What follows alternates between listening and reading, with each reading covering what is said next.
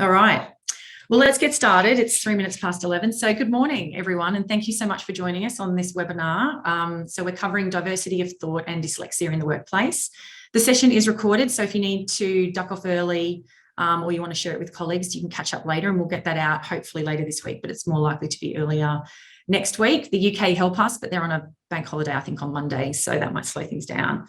I would like to start by acknowledging the ongoing custodians of the various lands on which we work today and pay respect to elders past, present and emerging, and extend that respect to First Nations people joining us today. So a brief introduction from me. I'm Angela Franks, the partner for Frazer Jones in Australia. Frazer Jones is a global specialist HR recruitment and search firm. We operate across the whole space of HR and we have teams in Sydney, Brisbane and Melbourne. So I think we're going to start with a poll.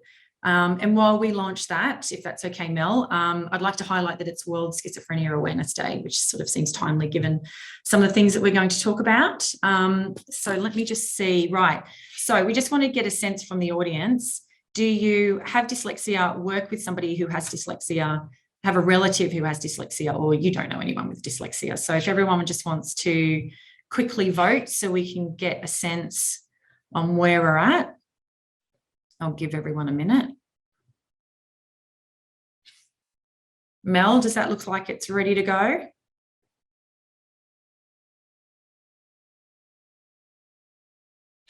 I think people might still be voting and joining, so we'll just wait and see. Okay, so yeah, nearly 40% don't know anyone with dyslexia. So this is actually great, and 12% have dyslexia. I think this is a great mix because it means that we've still got quite a bit to learn, because there's a lot I've learned about dyslexia over the past sort of couple of weeks. So that's fab. All right, well, I'll introduce our amazing panel. So we have a fabulous lineup. We welcome Shay Whistle, Sally Close and Katrina North. I'll introduce everybody in a bit more detail, but I just wanted to give you a sort of quick background as to sort of why we're here, I guess. We started last year a series called Dare to Discuss, which was actually on menopause. And that then led us on to doing another webinar on psychological safety. And then off the back of that, I crossed paths with Shay and Sally, who do a lot of work on dyslexia in the workplace. So absolutely fascinating topic. And I do think it really does sort of fall into that Dare to Discuss. So we try to keep the conversation educational, but to push the boundaries a little bit on making us feel a little bit awkward so that we really understand what's going on and what we can do to help. They speak from experience, and I'm also delighted that Katrina agreed to join us today to give her insights as well. So I'll introduce everybody individually, but Shay is a researcher, advocate and thought leader in dyslexia, learning differences and creating inclusive workplaces. Shay's got a background in speech pathology and has a master's of public health and health administration. Her research has been published globally, which I've seen. And Shay runs Rethink Dyslexia, which is a consultancy working with the likes of the ATO, the Department of Human Services South Australia, Ashurst and La Trobe University. Shay is dyslexic and dysgraphic, which she will talk to us a little about more later. Sally is an accomplished HR and business leader, and she runs her own consultancy called Acronym Consulting.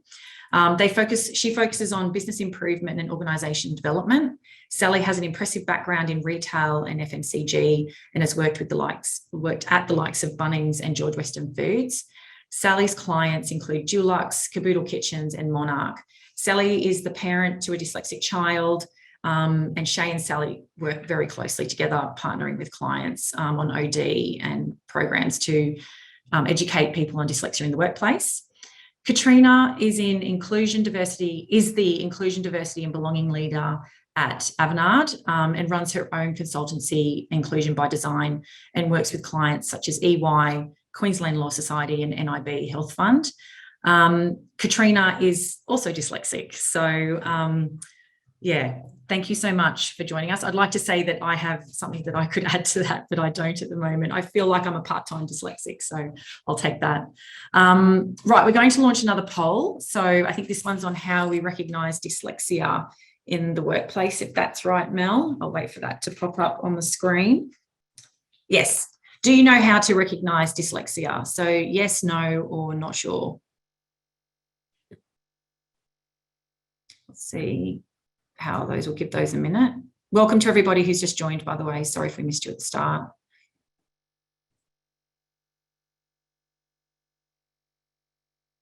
All right, we might see what the results show, Mel, if that's okay. Not sure, 41%, no, 44% and 15% yes. So that's great. Obviously, everybody on the webinar needs some help in this area, so that's what we're here for. Perfect. All right, I am going to share my screen now. Hopefully I clicked the right button. We've got a sort of a run through of, let me just quick share. We've got a run through of what we're going to, a bit of a structure on what we're going to cover today. But what I will do is monitor the Q&A and the chat functionality. So if something pops up while someone's talking, we'll try and throw it in. But if not, we'll definitely cover questions at the end. And I'll keep an eye on that. So please feel free to pop that in there as we go. And I'm now going to hand over to Shay. Thank you, Angela, for that warm and generous introduction of myself. I really appreciate it. And thank you, everyone, for coming along to listen to a topic that's extremely close to my heart. Just briefly, I was diagnosed at the age of 27, as Angela said, with dysgraphia and dyslexia. And I won't go into detail. It's a very long introduction normally, but that really led me on a journey to finding out how we could better support young people, and particularly adults that have dyslexia, because what I found when I was diagnosed was that there was really a lack of support, and particularly a lack of understanding in the workplace about what dyslexia is and how we can better support our dyslexic team members. And so that, I was 27, I'm now in my early 40s, so that's been quite a while now, and still we're just starting to see some change occur in the workplace. And because of my challenges, it led me to do my doctorate, which I'll talk about some of my research today, that really focuses on how Australian workplaces are currently supporting dyslexic employees and what we could be doing to support them more generally. So I don't have control, so could we please go? Yes. I just asked next slide. Yep. And I think we need to launch the poll, if that's okay, Mel.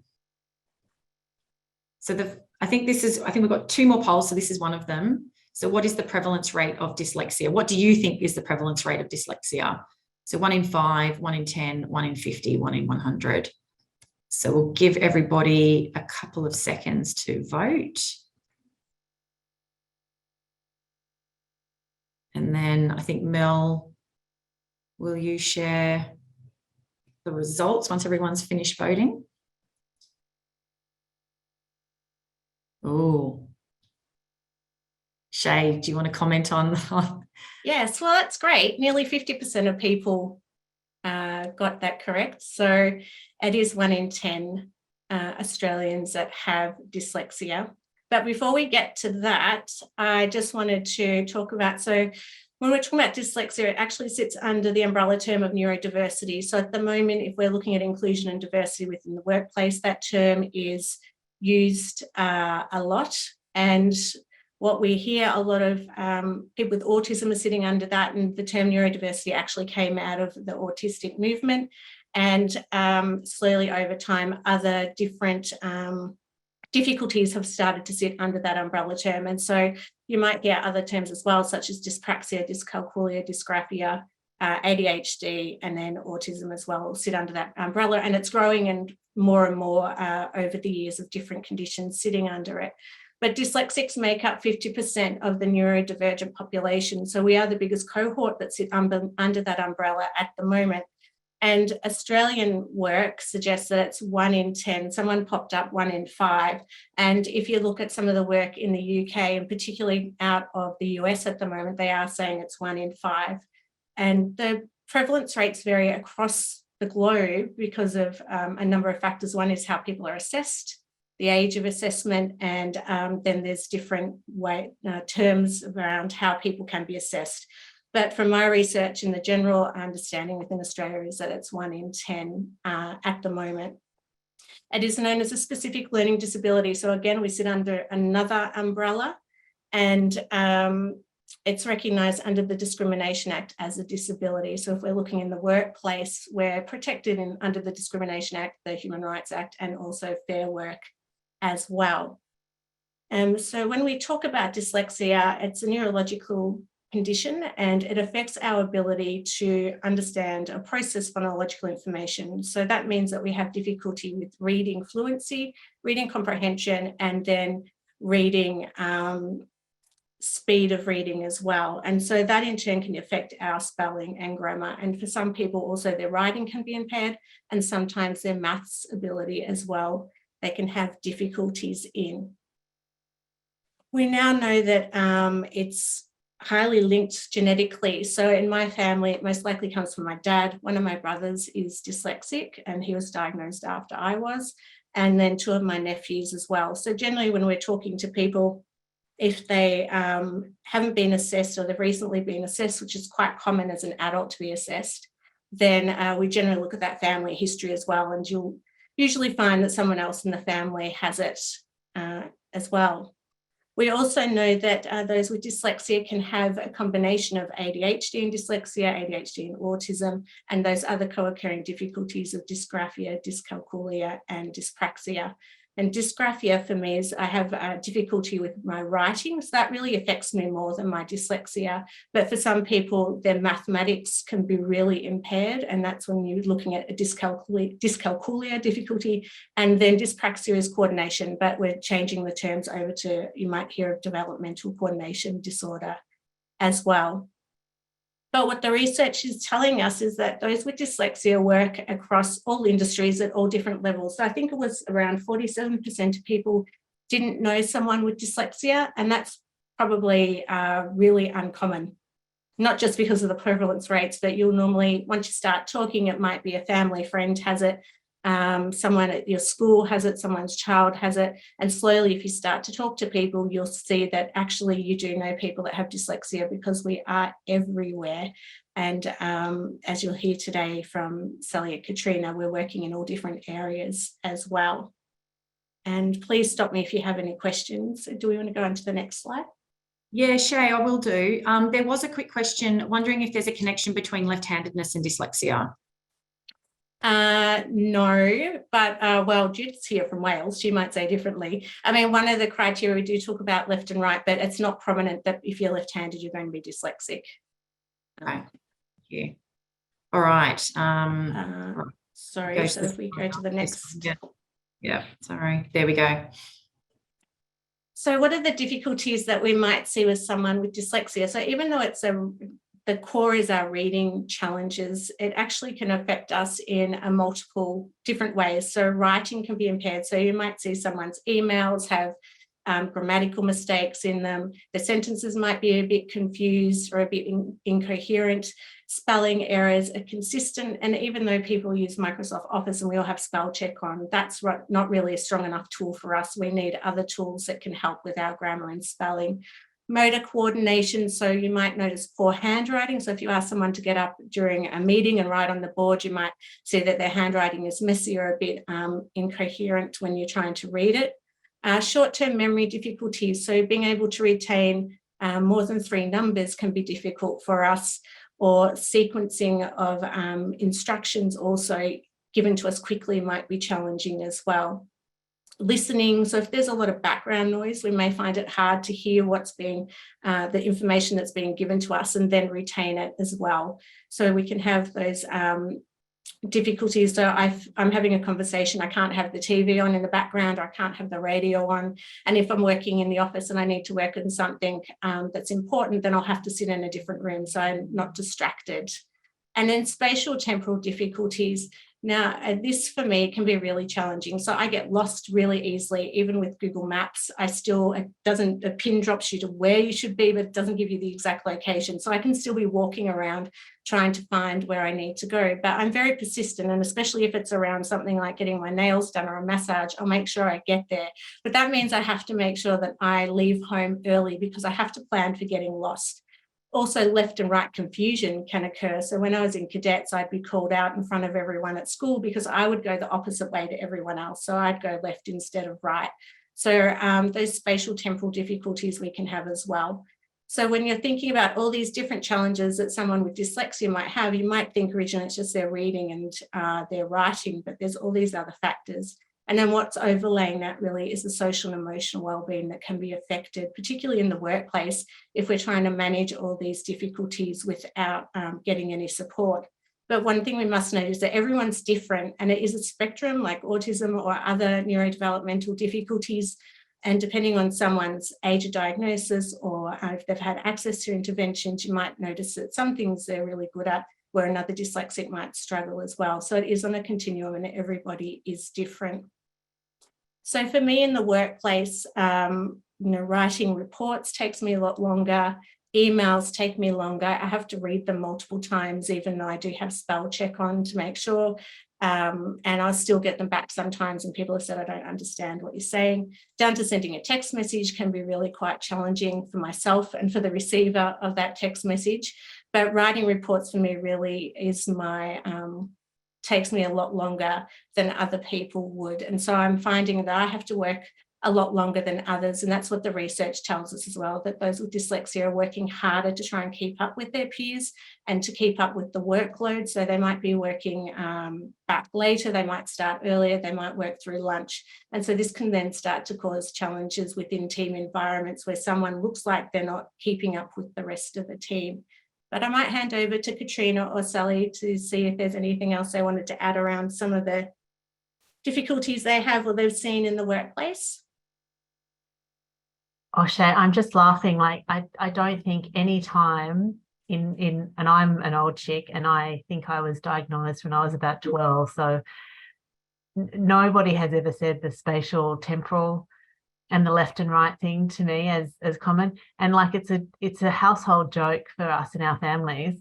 Like, particularly if I'm driving, we would default to your side, my side, or no, that would be the other left. Like, because it's just, I just can't get it. But so it's actually really interesting to hear that. You know, I experienced that. But I think there is in the workplace for me, my background is actually strategy and governance, and I was a company secretary for a long time. And some of that is writing reports, writing board reports, and importantly, taking minutes. And at one point, I was working for the Law Society, and so, you know, our board was a bunch of lawyers, and they said, maybe you could take the minutes on screen as we talk. And that was like, I said no, but that was just a moment of absolute sheer horror for me to, you know, have 10 or 12 lawyers, accomplished lawyers, sitting critiquing or spelling in your minutes in real time. So I think just being cognizant of, you know, some of those things, and also being able to say no, like, no, I'm not sure that's going to be the most efficient outcome, and I'm not sure I feel comfortable doing that. And why don't I just take them and I'll share them afterwards, and then let's move on. But just being aware, I think, of some of putting people on the spot. Yeah, you're right. And sometimes that can seem like the team member doesn't want to participate, or it can be seen as they don't want to pull their weight within, particularly when it comes to taking minutes or having to participate in activities where they've got to write on a board. And so there's that fear and embarrassment of having to get up. And I mean, that would have been extremely difficult for you, Katrina, putting it up for everyone to see. And so there's those instances where you might think to yourself, I don't understand why my staff member or team member's not, you know, every time we ask them to do minutes, they're refusing, or it takes them so much longer. And so you start to get this mismatch between the manager or employer's expectation of that person and their abilities, because they're really strong in certain areas, but there's these challenges that just aren't meeting, and you're not understanding why. Shay, there's and maybe Sally, I know you haven't spoken just yet, but so I don't want to interrupt if you did want to say something. There was a question though that's sort of relevant to the impacts, which was how many of these from the categories you've talked about, Shay, can it just be one, or does it need to be more than one? What's the general, how is it diagnosed based on these impacts? So in Australia at the moment, usually you would need a a psychological assessment through a neuropsychologist if you're an adult, or an ed psychologist if you're in school. And they're looking at a number of domains, but normally when they're doing a psych assessment, they're saying that your IQ is within range, but there's this deficit in reading, writing, and sometimes maths as well for people.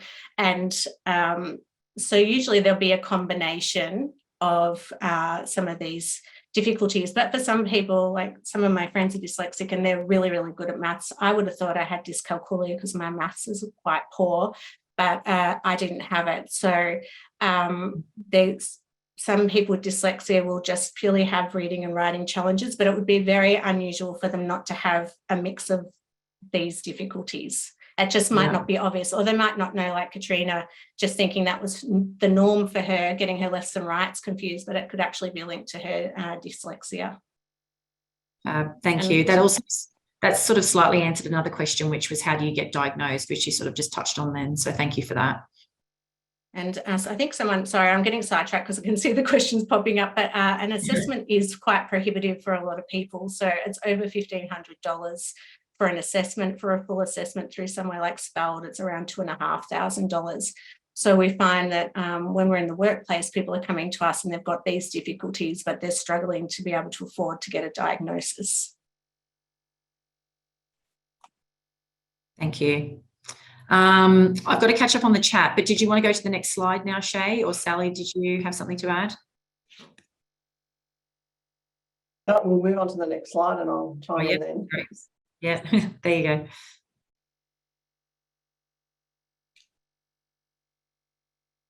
Oh, sorry. It's next poll. Right. Hang on. Sorry, I've got too much on my screen. Right. Oh, it is. Are we okay to launch the poll? Sorry, I've got the chat and the Q&A taking over my screen. Too many things. Right. So workplace adjustments. So four choices here. Please select the statements that apply to you. I have been asked if I need a workplace adjustment. I have self-advocated for a workplace adjustment.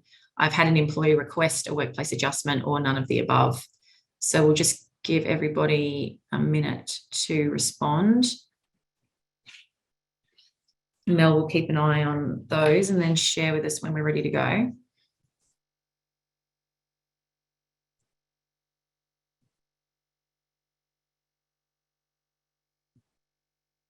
All right, 3, 2, 1. There we go. Okay, all right. So yeah, 63%, none of the above. Request 23, 9% self-advocated, 11%. I've asked if I've been asked. It's quite low, isn't it? Yes. Right. But not surprising. Should I click to the next slide now? Yes. No, right. There we go. So I think the panelists and I, we're going to talk about our experiences across the employment life cycle. So from my research, and this is all Australian research that I undertook, originally we were just looking at workplace experiences around retention, but what we found through our interviews was that those with dyslexia were having difficulties across the employment life cycle. So from recruitment, onboarding, through to then their career progression. And so we thought it would be a good opportunity to talk to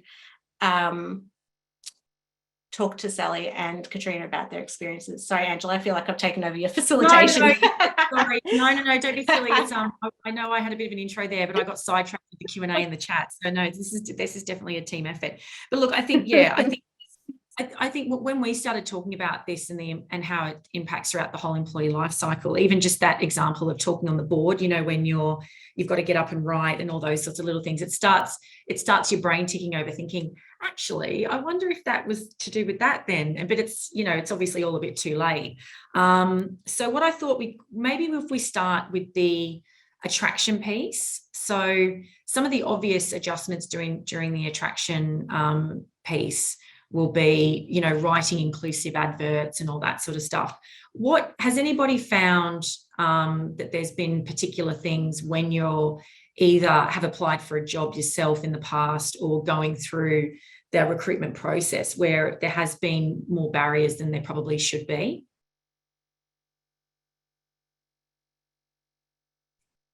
Who would like to, would anybody like to kick off on that one? I think psychometric testing is probably one of the biggest barriers for dyslexia, people with dyslexia, because of the level of writing and understanding the different types of questions that are going to, there's a lot of anxiousness that happens with that. Processes where they're doing behavioural interviewing, for example, building on strengths of being able to share like lived experience and storytelling. So that's probably a more preferred technique, but going through a process where it's a cover letter and applying and responding to selection criteria can be quite challenging. So the effort required to do that, and then maybe to submit it and find out that you've got 2 or 3 spelling errors or grammatical errors in it can be really devastating. That's a lot of feedback that I get. So if recruiters are discarding someone to actually be selected to go through for an interview because there is one error in a cover letter, that person could have dyslexia, and that's the reason why that error is there, not because they're they've been very quick and they're sort of applying for 100 jobs. So that's in the attraction space. But it is interesting, like the previous poll, Angela, we're showcasing to say, has anyone been asked about adjustments? Have they asked for an adjustment themselves and so forth? And pretty much every advert these days will say that there's an accommodation. Please let us know, please email us, contact us if you need an accommodation to the recruitment process. That's sort of best practice. However, how many people are actually taking up that opportunity and feel safe to do so? And that's really the difference. So the policy and the design's there, but the application's not really being taken up. It's such an interesting point because you've made a few good points there, because we've got clients that do 2.5 hours worth of testing. And we probably need to have a look at the impact slide, but I'm sure that even just, the thinking of having to do tests for 2.5 hours solid, because I think once you log in, you can't log out, you can't save it and go back. You've got to sit there and do it for 2.5 hours, like even that. So if somebody was thinking that they couldn't do the testing in the 2.5 hours, are there reasonable adjustments within some of those psych tests that you can, are there ways of being able to do it if you're dyslexic or have a neurodiverse, like you need those adjustments? Yes. Do you know take off the time limits, if you can take off the time limits or any other adjustments for a test, and to acknowledge that person would have a support person with them, which would be someone that they would choose to help them read through the questions and so forth. So for like a Gallup assessment, which might take the average person 20 minutes to go through, it could take a dyslexic person 2 hours nearly to go through that, because there's a lot of cognitive load and they're really wanting to make sure the questions are right. So there can be a level of perfectionism that rears up when there's anxiety underway. So it's it's a combination. When they're sort of relaxed and feel comfortable, people can operate better. But when you're under stress or load, your cognitive dysfunction comes in, and all of a sudden you're not even showing up at your best. So those tests can really dismantle someone's ability to perform at their best. And somebody had asked earlier, just coming on to for example, the cover letter with the grammar. I think somebody asked earlier about what tools are available, or what tools do you use for grammar? I think there's obviously the standard ones, but does anyone have any recommendations on the grammar tools? Grammarly is widely used now as a tool that a lot of workplaces are allowing and installing. That's probably the leading one at the moment, I would say, around spelling and grammar. It's the next level up from spell check. Is that free for most? They have a free version and then they have a subscription version. So with one of the employers I worked at, I wasn't the only one struggling with spelling, and I was using Grammarly. And so they put it that everyone was installed on everyone's computer. So everyone had access to it rather than just myself. Okay. Yeah. And Absolutely. Microsoft has come a long way. So Microsoft Editor now, if you enable the editor function and if you enable the accessibility functionality within Microsoft, those tools, and I'm old enough, I'm old enough and can remember my shock the first time spell check was launched in Microsoft and the red squiggly line appeared. And, my nice little Word document just went bright red, and I literally had to shut it down and walk away, because it was very confronting to have that first time that, pretty much every second word was wrong. And the other, and like when it started, all it would do would tell you that it was wrong. It didn't give you options. So now at least, there's the intelligence is better and there are options, but that doesn't always, my best example is I misspelt due diligence, and the option that it gave me, I ended up talking about the dalliance that, these two organisations were going on, and everybody found that wildly amusing, which was a good outcome. But the selection of the words doesn't always mean that you know the right word to pick.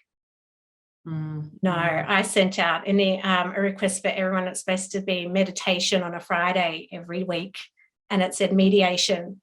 And I went out to the whole organisation, and everyone came back to me and said, "What is going on? We're having mediation weekly." It's like, oh my God, no, it's supposed to be meditation. It's supposed to be relaxation, not stressful event.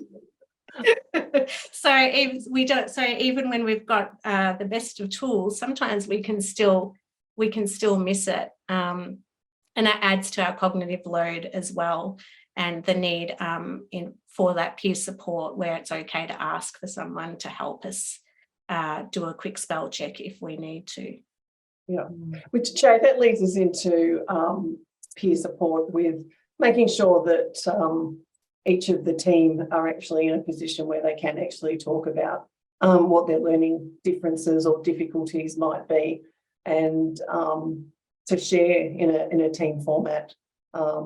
If you can sort of say, oh, this is where I'm at my best, this is where I need to rely on other people, what are some of those accommodations that I might have? And whether you have dyslexia or not, there are some people have strengths and areas that they find that they dislike or are challenges. So it's a really good thing to do in a workplace, and that really helps with the development of the team as well.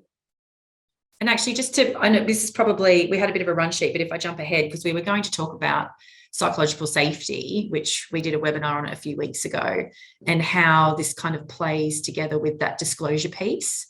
So maybe if we talk about that now, because I think this will be probably the most interesting bit, and from the workplace perspective, about how do you get people to, well, how do you help people and how do you get the right attitude going internally? Because I think there was another couple of questions about, so I'll go find the question in a minute, but does anybody want to give some examples of where they've seen it go really well or really bad from a psych safety perspective?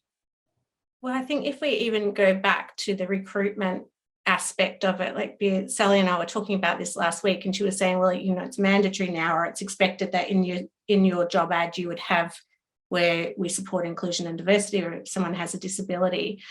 And Sally said, so I don't think that would that shouldn't be a barrier. But in actual fact, for a lot of people, the fear of just saying in the recruitment process that they need adjustments is significant. And even to the point where I was in an interview and said, I need some editing support. And so they wouldn't pay me the advertised salary. They dropped it until I finished my performance review so that they could see how much support I actually needed. So even when we are asking, and from my research, when people have asked for those reasonable adjustments in the recruitment process, they've been told, just do your best. No, you can't have a computer. No, you can't have spell check put on. So even at that very beginning, even if you've got that line that says we are looking for people with disabilities or we support them, that sentence isn't enough. It's like, what can you demonstrate during that recruitment process to show that it is safe, you will be heard, and that you will be supported if you need it. And then that follows through then throughout your whole organisation as you start to do your onboarding and then your retention and your career development. Mm. And I think Judith had commented on the chat, and just coming back, I think dyslexia is obviously more prevalent and prominent than people are disclosing in the workplace. And I can only, like, from my experience, there was an assumption that if your spelling was bad, and for that's how it shows up for me predominantly, is in my writing and my spelling. And this assumption that if you're a bad speller, then somehow you don't have the intellectual capacity, or you're not as smart as other people. And that's an instant bias and judgment that people make. And even my husband now of like 30 years, who is very detailed and knows that I have this condition and will always proof, any kind of external document, will sometimes, just kind of say, oh, like it just slips out. He goes, really? Like he doesn't, I know he doesn't mean it, and he knows, right? He's helping me. But there is this, I have found this assumption that if your spelling is not great, then people make an assumption about your intellect and your capacity. And we probably need to get over that. Do you know what I mean? Like, we all need to really talk about that in the workplace so that people feel much more comfortable to disclose. For me, as my career has progressed and as I've become older and I've become more senior, there's been, at some point I started having an AA, and then I was able to, my AA became an invaluable tool in terms of saying, can you please check these things? I'm a really lousy speller. I didn't actually ever tell her I was dyslexic, but I said, I'm a really lousy speller. I really appreciate if you could proof that, and that became an accepted part of the role. And then another point, I've had a fabulous manager who would go, you're a really lousy speller, I'll do this, we'll just take your ideas. Great, fabulous. So build that team around you. But I do think there is an inherent bias and assumption around someone's intellect. Mm. I don't know And if I think, Jay or Sally, sorry. Yeah. Yes, that's a lot of people's experience based on my research and based on just talking to other dyslexics. There is that assumption, and older managers that have come through a certain way of education as well seem to perceive it as that you're incompetent. And I've been treated like that many a time, where because of my spelling and grammar, that really I can't do my job, or I'm cheating if I get a peer to review my work. It's not really my work. And so you don't feel safe to talk about it, and you're putting in all these hidden coping strategies to be able to manage without people knowing, so you're not questioned. Shay, we've spoken about this before, and to your question earlier, Angela, on organisations or workplaces that do this well. Probably the best organisation I've seen do this well is actually George Weston Foods, and the manufacturing sites that I was working in. We had 29 different nationalities across the 3 sites in Victoria, and I think that was a huge part of ESL being very open to helping people with different the use of English language and writing abilities, and no one had any assumptions with the huge immigrant workforce that people didn't have a previous experience. So when new people came in, they would often be asked, well, like, what did you do back home? Because we had doctors and nurses and accountants and police officers that were working in warehouse and picking, and and that's not an ideal circumstance, but that was very much how the workplace had developed, and they developed a culture of inclusion. So therefore, there was a lot of other family members and referral recruitment. So after the sites were sort of 60 years operating, they had a whole heap of standard operating procedures that, yes, they were written documents to start with, but they were always verbally communicated. they were designed in ways where even in the manufacturing site that you had earmuffs on and you couldn't actually hear that well. So therefore, you had to be very explicit with instructions. Signs had to be written very short so that you could read it really quickly. They used colour coding systems and light systems. So I walked in there and went, oh, this is amazing. It doesn't matter what your learning difficulty or preferences are, this workplace, you'll be able to get ahead. So that was a really interesting insight, because having worked at, say, Bunnings before that, they didn't have anywhere near the variety of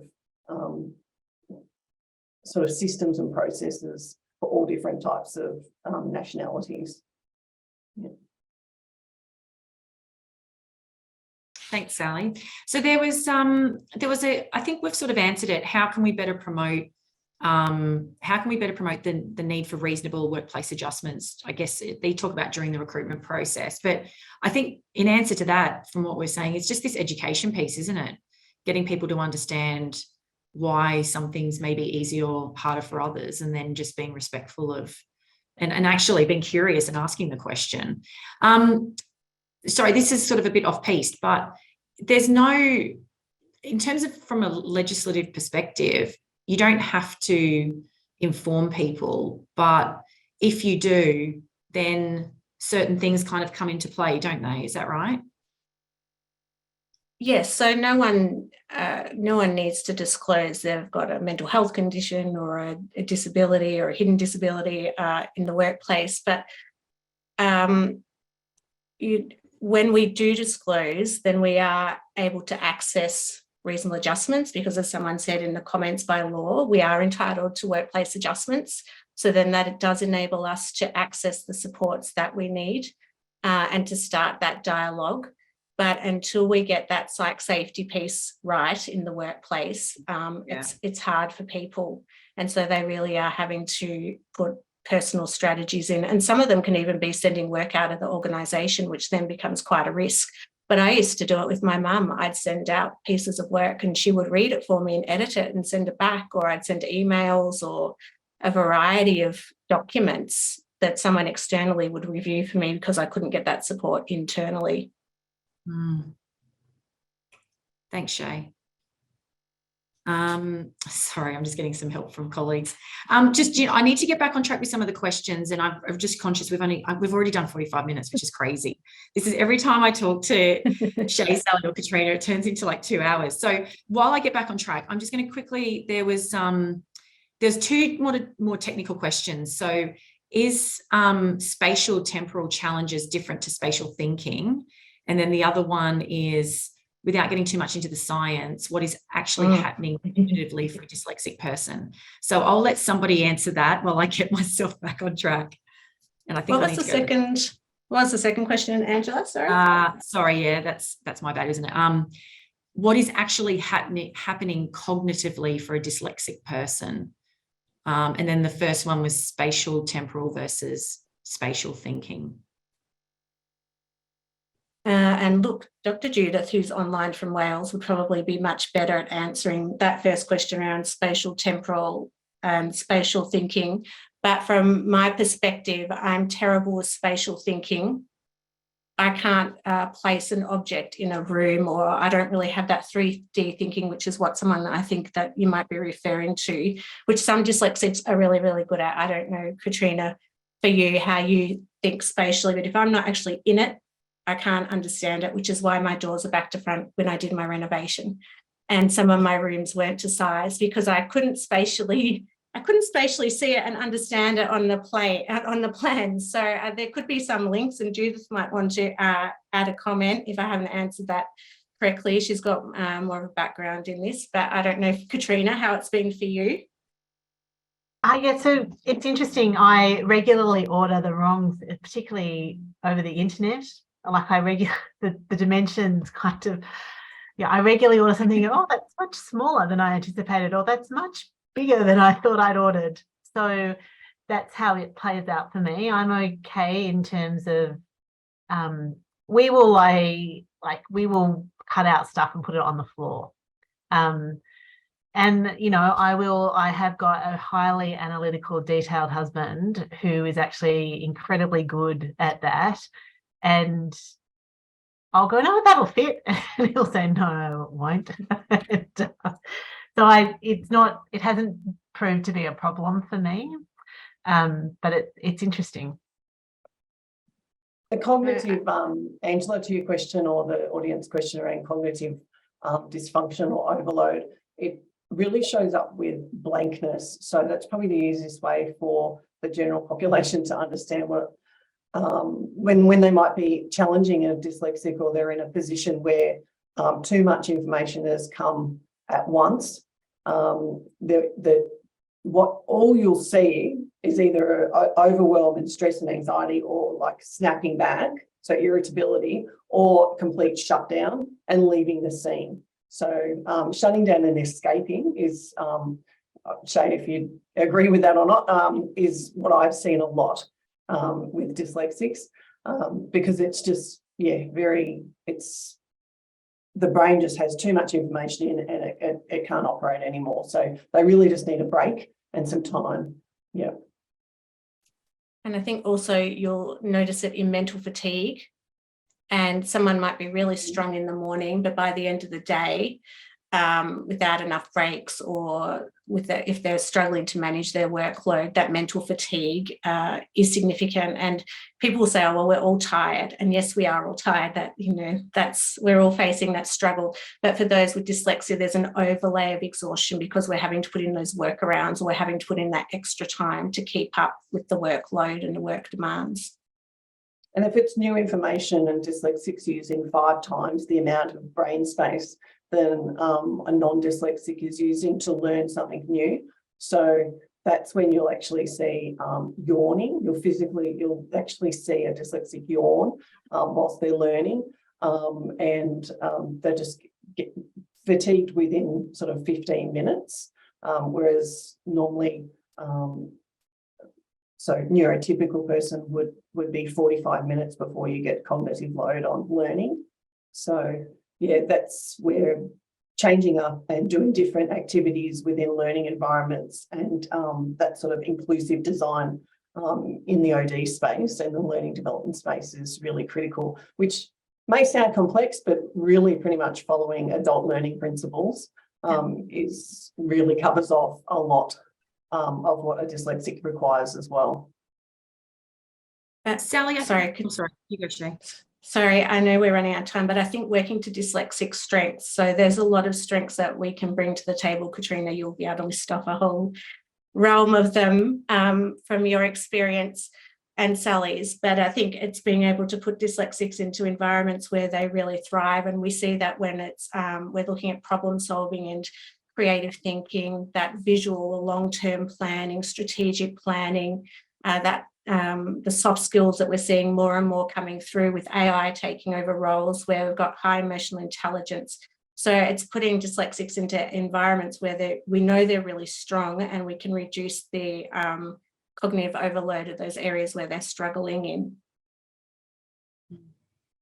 And I think one of the topics that we wanted to cover was that difference between learning difficulties and learning differences, which I think we've done a good job of that now. There was a slide, Sally, I don't know, I think it was your slide on the psychological safety. If I go back to screen, did you want to cover that? It was about trust, I think. We can sort of close off with that, and maybe the rest of the panel can share their thoughts. But this is something that I use in my practice, and the drawing on the left is self-reflection of how I think my brain operates in constellation type thinking. I drew that for Faces of Dyslexia campaign with Dear Dyslexic Foundation and Shay. And this poem I've written on trust, and I introduced this to leadership teams and workplaces to really start the conversation on trust. So I'll read it out for you. Trust is when we know the rules, a stacked deck, a free game, a ticket to the arena, brought, not earned by name. How is it we dare assume trust is ours to share, a risk to chase, to watch, to run, a wonderful act, a lesson won? Who earns the right to go the mile? Who cares to embrace in each other's smile? Soak up the surrounds, our eyes lock. We touch through a warm handshake. By tone of voice, we move a mountain, drain a lake. We do not know if each encounter a race. A sensible person considers what is really at stake. Is trust when we set the pace? Is it that trust is beyond chance or fate, inherently ours, natural selection and evolution we create? Why is it we care to know, to entangle, to exceed physical boundaries, connecting, bonding, as agreed, not an angle? We learn on our flight to trust at speed with those who energize and share their presence, flowing light and energy freely. Waste no time, accept and believe. Our friend trust has universal currency. On trust we embark, on trust we build dreams. Trust oneself to growth and prosperity. Thanks, So Sally. I share that, and then we open up a conversation around what is trust to you, and how do you actually, do you give trust freely? Do you, do people have to earn trust? And people have different cultural and lived experiences of trust. But trust and sharing vulnerability in the workplace, there's not the same level of equity for someone with dyslexia, because the vulnerability and the risks that it takes to be able to say, I have dyslexia and I have these difficulties and I require these accommodations. So it is just to build that awareness within a team that not everyone's stepping up to the trust line on an equal standing when it comes to learning in the workplace.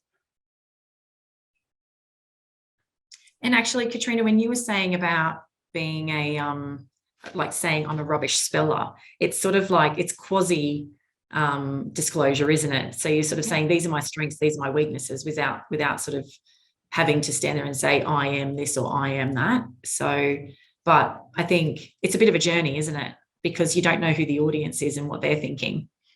Yeah, I think it's a bit of a journey, and it's come a long way, I think, in the last couple of years. If I, you know, the solution for me when I was diagnosed at about 12 or something was a whole lot of after school remedial, deep understanding of the English language and the rules and the exceptions. And it was, again, sheer hell for a number of years for no real benefit, except I know some quirky stuff about the English language. But didn't actually help any of my spelling or the mental load or the cognitive effort or the absolute terror. If somebody says, let's play Scrabble, let's not. Like, let's do something else.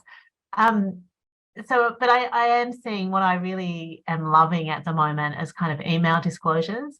So I think, Shay, you were mentioning it, there's a couple, but you know, that little note at the bottom of your email, I'm dyslexic, expect, you know, big ideas and slightly creative spelling. Or I've seen, you know, expect big ideas and small typos, but I think, Shay, you said expect really creative ideas and creative spelling.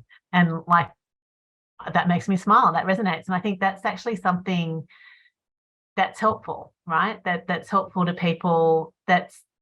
I feel is a safer disclosure, particularly in the workplace, right? And sets the expectation.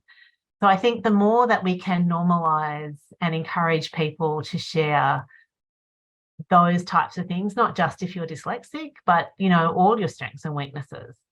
In that kind of quirky email sign at CSIRO, I think have taken quirky email sign-offs to a whole new level. There's a whole lot of social posts around what they're doing. But I think that's generating and creating a whole lot of actual safety and vulnerability in a positive way that enables people to share.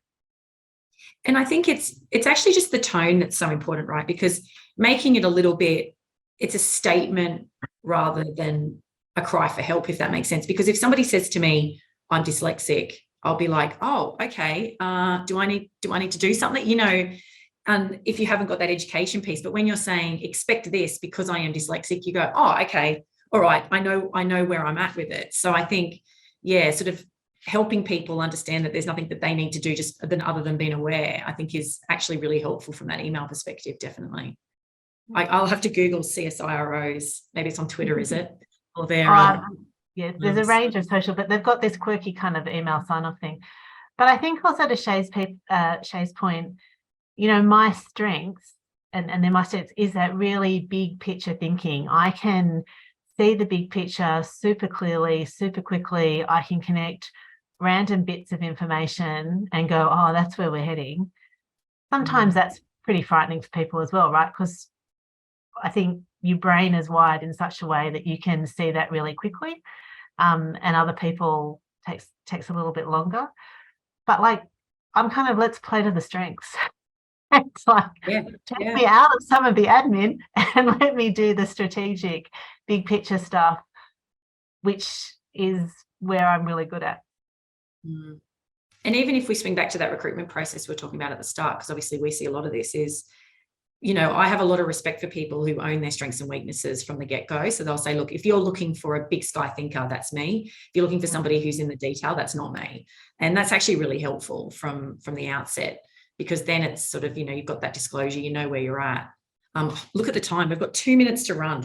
Let me, I think we roughly covered most of what we wanted to, which I'm pleased about. We could talk for obviously a lot longer, but there was, let me just get the right screen. So there was a slide that Shay put together on services and resources, and I just thought this was really useful to share.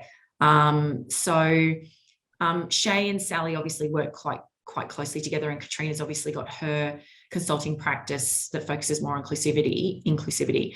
But this is what Shay can offer, and Sally. So some bespoke services around dyslexic and leadership coaching, org development consulting, and then there's obviously some e-learning courses. So we'll get the slides. I think the slides are due to be sent out maybe this afternoon or tomorrow. We've automated that through Zoom, so we just needed to get the link together, so you'll get that quite soon. And then Shay's also just listed here some free resources, so the Dear Dyslexic podcast series, some workplace fact sheets, and then obviously there's a Dear Dyslexic closed Facebook community. So that is available, I think. Yep. And then if you would like to see your workplace, if you would like to see if your workplace is neurodivergent friendly, then you can download this checklist using the QR code. So that will come through on the slides, or I'll leave it up there for a second for people to go through that. Right, let's just do a couple of quick questions. I think you've been helping me, panelists, stay on top of the questions. Was there anything that anyone saw that we need to quickly cover? Because there's a few comments there. Here we go. Some dyslexic people wear blue glasses. Does anyone know what that does? So that can help with glare, and sometimes dyslexics will find different coloured overlays helpful for their reading. It's just one strategy that can support people. Okay, thank you. Mentioned don't know neuro. Sorry, Sally, were you going to say something? Yeah, there was a lot of comments and feedback from participants, and thank you for sharing that and talking to each other in the chat as well around people's lived experiences of shame and bullying and educational experiences. And that really does echo in the workplace. A lot of workplaces I work for have sort of an average age of around 42. That's quite common in Australian workplaces, but that's the average age of their workforce. And the education setting at that time rewound was not anything like what it is now for a young child coming through the education system. So there's a lot of concealing, and either people know that they have dyslexia or don't know and they think they're dumb. So confidence and shame really go hand in hand, which is why that psych safety and trust is critical, if I could leave that as a lasting point for people to really consider. And I think maybe if we finish with this question, then how do you respectfully ask the question without appearing discriminatory? We don't have time to talk about it now. It actually happened to me many years ago, but with someone who worked for me. But yeah, how do you ask respectfully?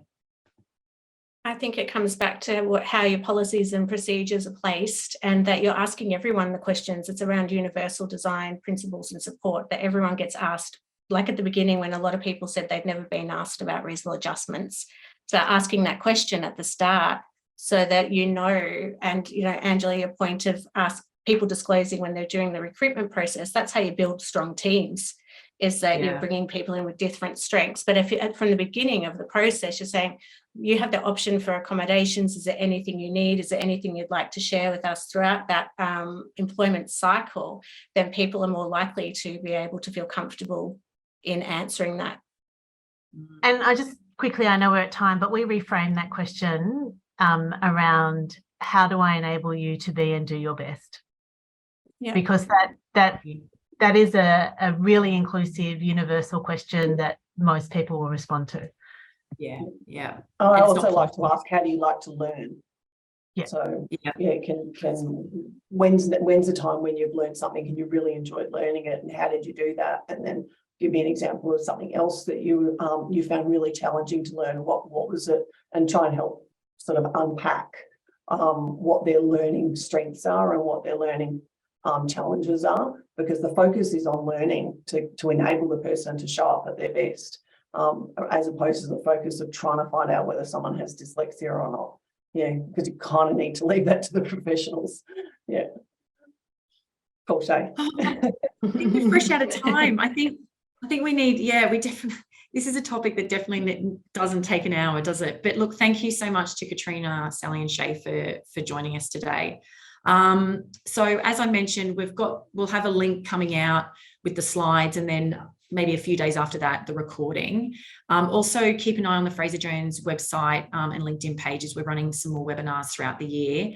And we're also, hopefully this week or early next week, launching our salary survey questions. So keep an eye out for those. Thank you so much for the panelists helping me with the chat. There were so many comments coming through, and thank you for all your questions. So I hope you found it really useful, and enjoy the rest of your day wherever you are.